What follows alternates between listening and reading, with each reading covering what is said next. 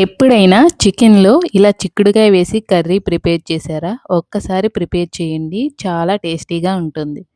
మందపాటి కడాయిలోకి 2 table spoon ఆయిల్‌ని add చేసి 2 మీడియం సైజ్ ఆనియన్స్‌ని వేసుకొని ఆనియన్స్ పింక్ కలర్ వచ్చే వరకు ఫ్రై చేసుకోవాలి.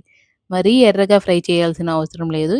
ఇలా పింక్ కలర్‌లోకి వచ్చిన తర్వాత 1 స్పూన్ అల్లం వెల్లుల్లి పేస్ట్ వేసి పచ్చివాసన పోయే వరకు ఫ్రై చేసుకొని 2 పచ్చిమిర్చిని, 2 మీడియం సైజ్ టమోటాలని యాడ్ చేసుకొని, టమోటాలు సాఫ్ట్ అయ్యే వరకు మగ్గించుకొని, నీట్‌గా క్లీన్ చేసుకున్న హాఫ్ కేజీ చికెన్‌ని యాడ్ చేసి, రుచికి సరిపడిన ఉప్పు, పావు స్పూన్ పసుపును వేసి బాగా కలుపుకొని మూత పెట్టి చికెన్‌లోని వాటర్ వచ్చే వరకు ఉడికించుకోవాలి.